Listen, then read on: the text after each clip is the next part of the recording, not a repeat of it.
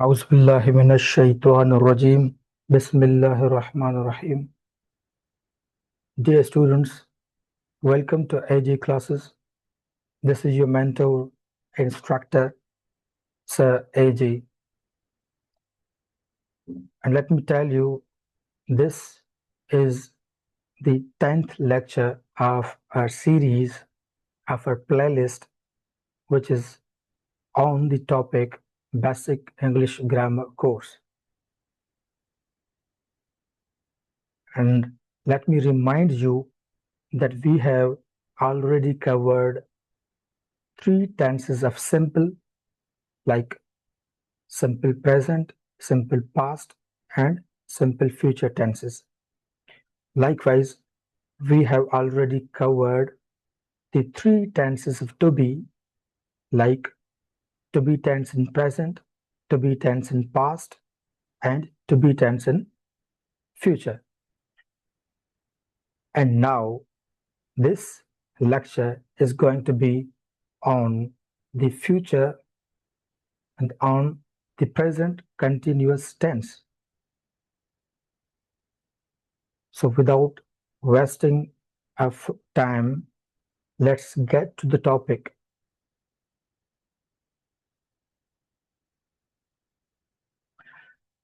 अच्छा जी, मैं आपको बता दूं कि हमने पहले अपने पिछले लेक्चर्स के अंदर 6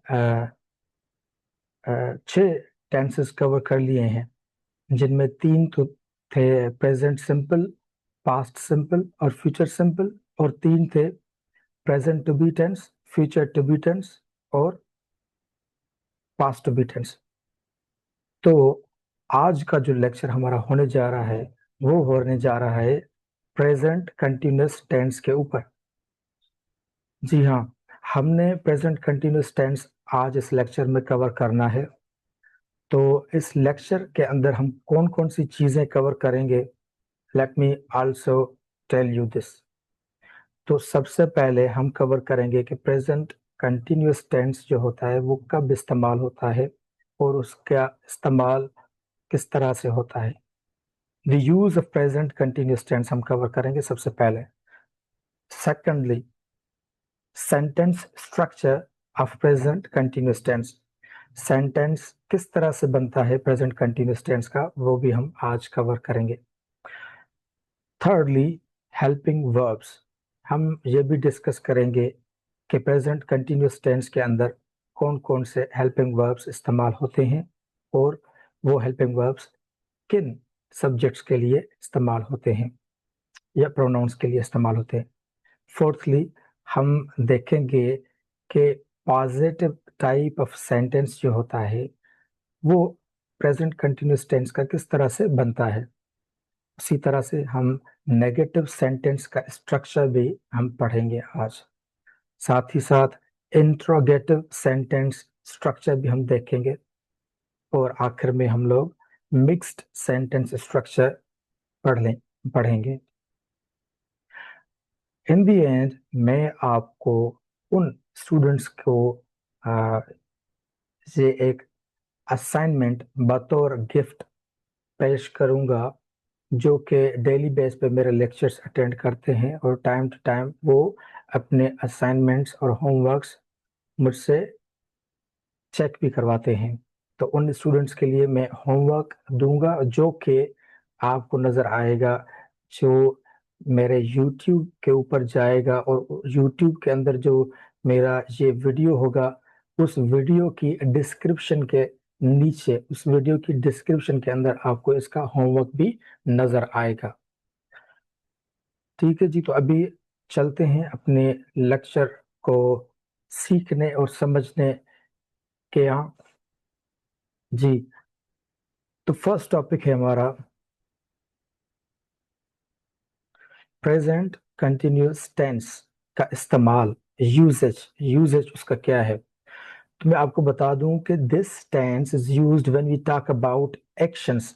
जब भी हम अमल की बात करते हैं, कोई भी अमल हो, खाना हो, पीना हो, उठना हो, बैठना हो, कोई भी काम हो, अमल हो, एक्शन हो, काम हो, मतलब कोई भी हम काम करें और वो काम हम इस तरह से करें कि वो हम अभी भी जारी और सारी हो हमारा वो काम। जैसे मैं कहता हूँ मैं इस वक्त पढ़ा रहा हूँ, मैं कहूँ कि मैं इस वक्त पढ़ा रहा हूँ, तो मेरा जो पढ़ाने का काम है वो इस वक्त भी जारी व सारी है।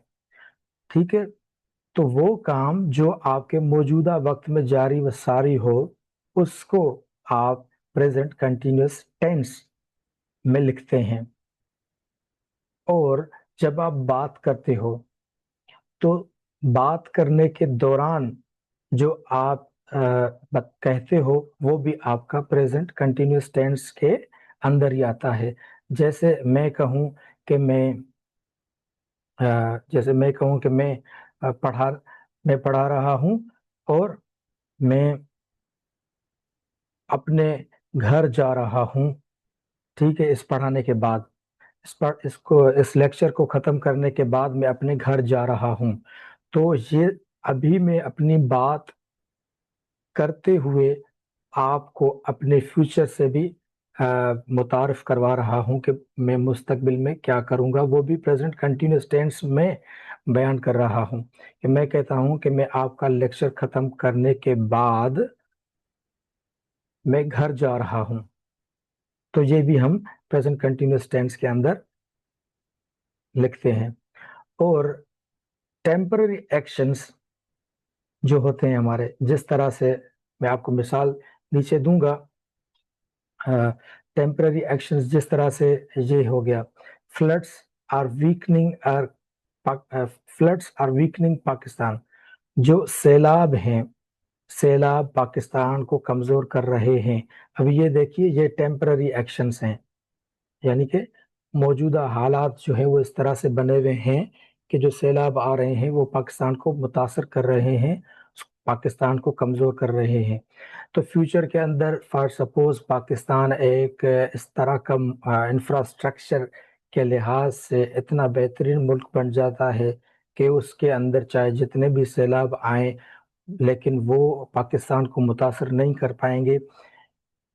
तो वो एक फ्यूचर की बात हो गई। लेकिन जो अभी हालात चल रहे हैं हमारे, जो रिसेंट जो टेम्पररी जो हमारे हालात हैं, कुछ मतलब अरसे तक जो हमारे हालात हैं, वो उसको हम बयान करते हैं कंटिन्यूस प्रेजेंट कंटिन्यूस टेंस के अंदर। जिस तरह से मैंने कहा कि मौजूदा जो फ्लड्स हैं वो पाकिस्तान को, मौजूदा जो सैलाब हैं वो पाकिस्तान को मुतासर या कमज़ोर कर रहे हैं।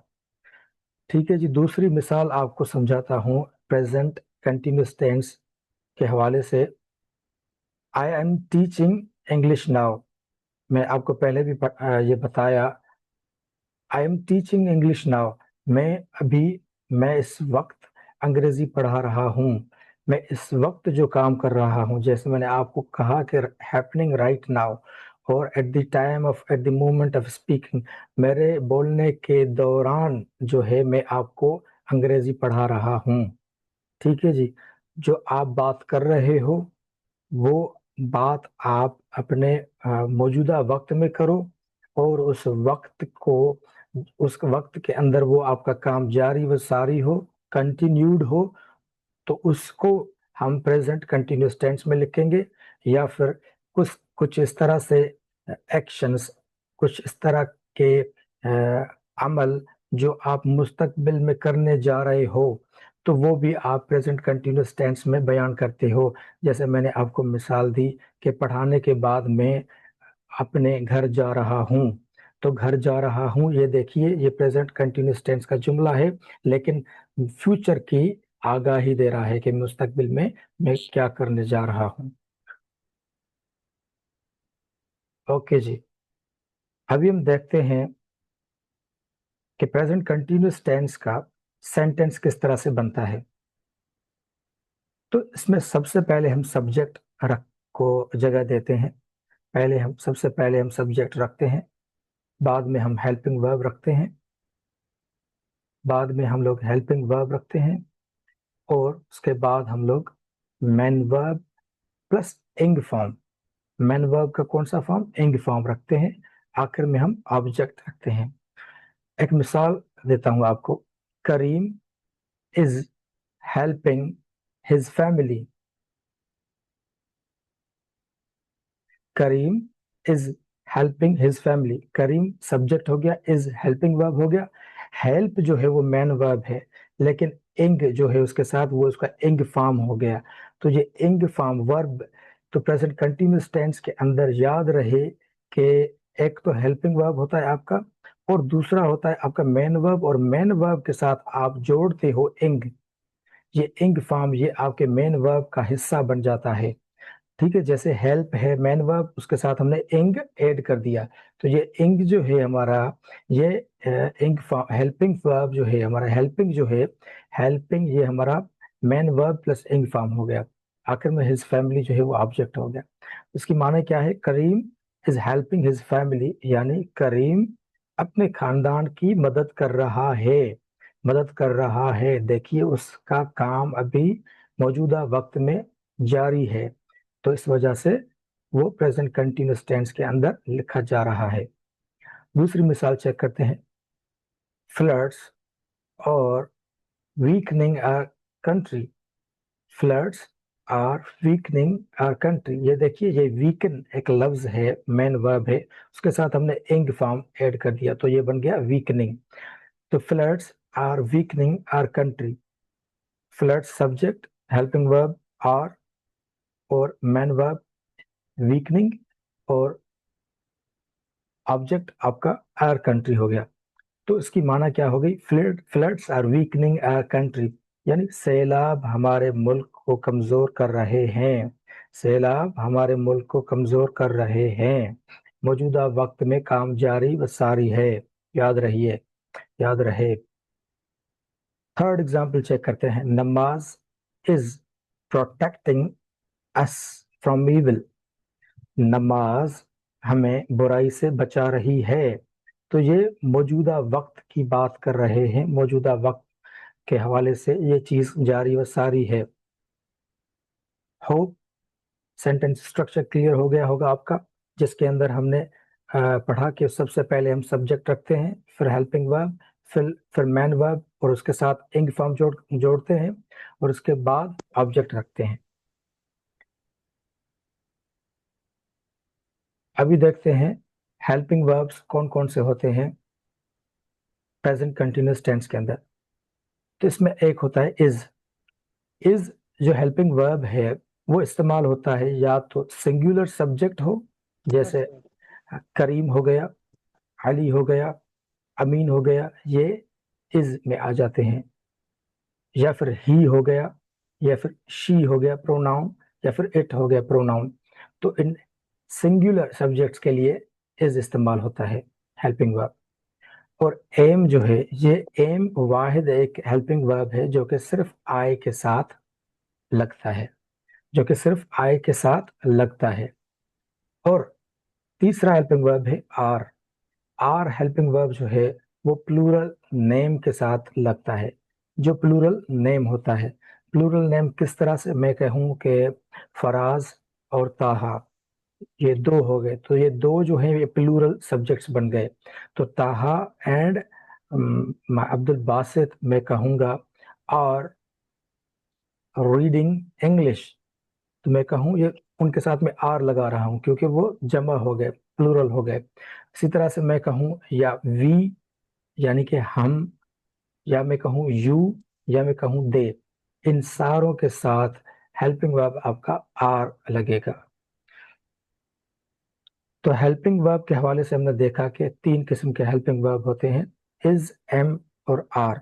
इज हमेशा सिंगुलर वर्ब सब्जेक्ट के साथ, एम हमेशा आई के साथ, और आर हमेशा प्लूरल सब्जेक्ट के साथ लगता है।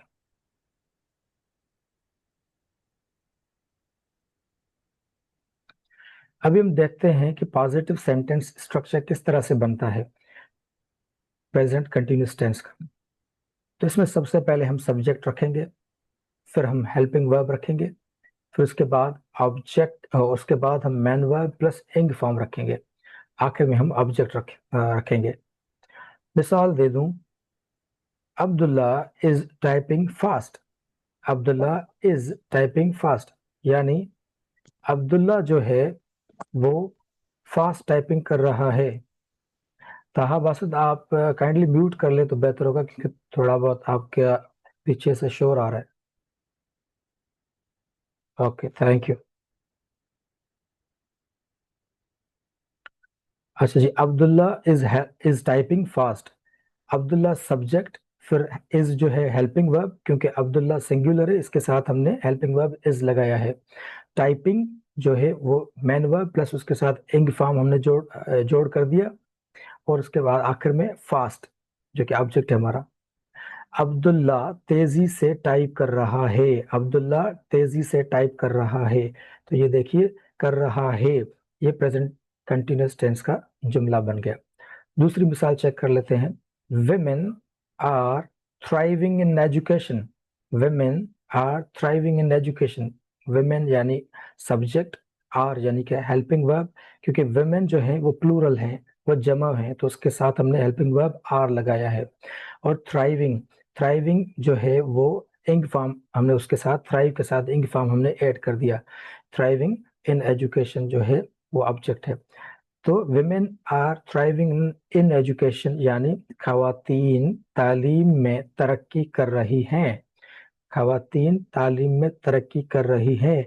अभी ये देखिए, ये जो जुमला है, ये हमारा टेम्पररी जो हमारे एक्शंस हैं, या टेम्पररी जो हमारी हैपनिंग हो रही है, जो थोड़े अरसे के लिए जो हमारी ये एक तब्दीली आ रही है, उसको ये डिफाइन कर रहा है प्रेजेंट कंटिन्यूअस टेंस, कि खवातीन जो है मौजूदा वक्त में वो तरक्की कर रही हैं।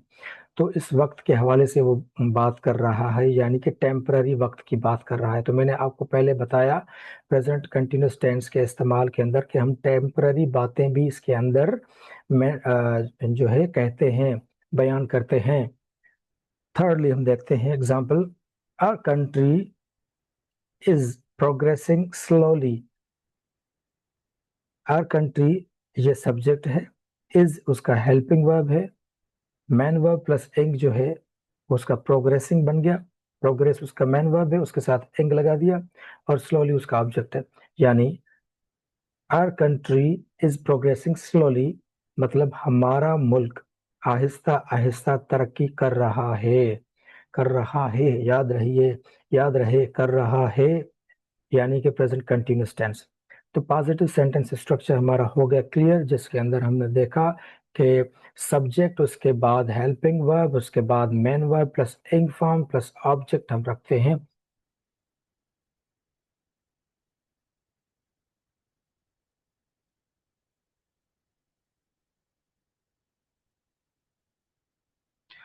अभी हम पढ़ेंगे negative sentence structure present continuous tense का। इसके अंदर हम देखेंगे कि इसमें हम सबसे पहले सब्जेक्ट रखते हैं, बाद में हम हेल्पिंग वर्ब रखते हैं, फिर उसके बाद हम मेन वर्ब प्लस क्या रखते हैं, इंग फॉर्म रखते हैं, और आखिर में हम लोग ऑब्जेक्ट रखते हैं। तो मिसाल देखते हैं कि अब्दुल्ला इज नॉट, सॉरी, यहाँ पे एक मिस्टेक है, वो ये है कि हमने यहाँ पे नॉट नहीं रखा, यहाँ पे होगा नॉट। तो लेट मी हाईलाइट दिस है, ये टाइपिंग एरर है।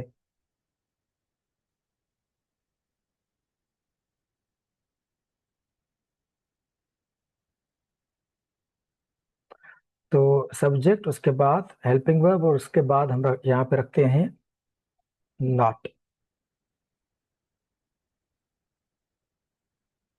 नॉट, ठीक है, और उसके बाद हम रखते हैं main verb plus ing form, और आखिर में हम ऑब्जेक्ट रखते हैं।